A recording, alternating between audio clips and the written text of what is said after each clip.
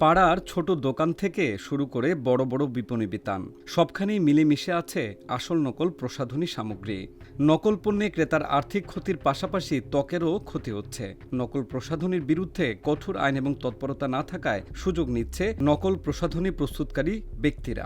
আইন শৃঙ্খলা রক্ষাকারী বাহিনী অভিযান চালালেও নকল প্রসাধনী তৈরি থামছে না। সূত্র বলছে, দেশে প্রসাধনী সামগ্রীর বাজার কমপক্ষে 20,000 কোটি টাকার।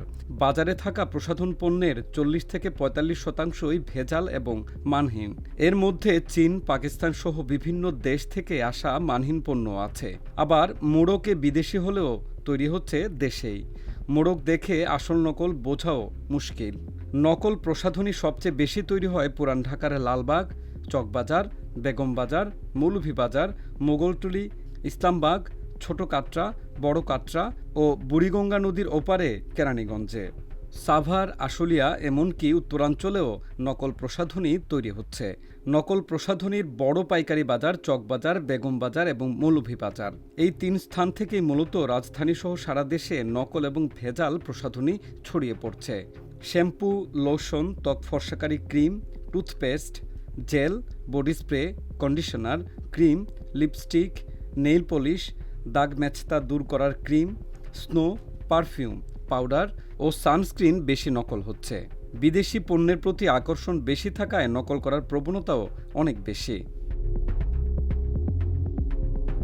চকবাজারের প্রসাধনী ব্যবসায়ীরা বলেন, আমদানি করা কসমেটিক্সের মোড়কে বাংলা স্টিকার দেখে অনেক ক্রেতাই দেশে তৈরি মনে করে কিনতে চান না। এ কারণে কোনো বিক্রেতা ওই স্টিকার তুলে ইংরেজিতে বেশি দাম লেখা স্টিকার সেঁটে দেন। দামে ছাড় দেওয়ায় ক্রেতাও বিদেশি মনে করে খুশি মনে কেনেন। এসব আসল পণ্যের ভিড়ে নকল পণ্যও থাকে। হুবহু মোড়ক থাকায় ক্রেতা বুঝতে পারেন না। এছাড়া আসল নকল পণ্যের দামেও ব্যাপক পার্থক্য রয়েছে। আসল পণ্যে দামে ছাড় দেওয়ার সুযোগ নেই, কিন্তু আসলের হুবহু দেখতে নকল পণ্য পাওয়া যায় অর্ধেক দামে। বাংলাদেশ কসমেটিক্স অ্যান্ড টয়লেট্রিজ ইন্ডাস্ট্রিজের সভাপতি জহিরুল হক ভূঁইয়া আজকের পত্রিকাকে বলেন, আসল নকল কসমেটিক্স চেনা বড় মুশকিল। অনেকে চীন থেকে আমদানি করে।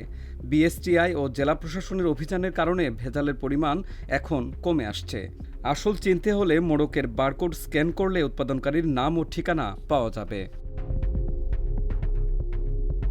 পণ্যের মান নিয়ন্ত্রণকারী সংস্থা Bangladesh standards and testing institution বা বিএসটিআই বলছে, আমদানি করা প্রসাধনী বন্দরে আসার পর নমুনা বিএসটিআই-এ পরীক্ষা করে মানসম্মত হলে ছাড়পত্র দেওয়া হয়।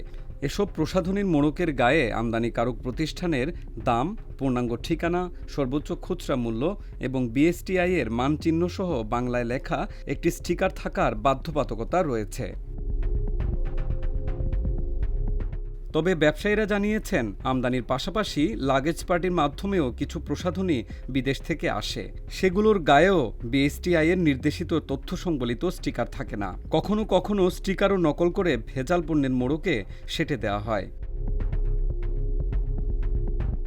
বঙ্গবন্ধু শেখ মুজিব মেডিকেল বিশ্ববিদ্যালয়ের চর্ম ও যৌনরোগ বিভাগের চিফ কনসালটেন্ট ডাক্তার দীপক কুমার দাস বলেন, নকল এবং মানহীন প্রসাধনী ব্যবহারে অ্যালার্জিজনিত জটিলতা দেখা দেয়। এছাড়া ত্বকে দীর্ঘমেয়াদী সংক্রমণ হতে পারে। এ ধরনের প্রসাধনী দীর্ঘদিন ব্যবহারে ক্যান্সারও হতে পারে।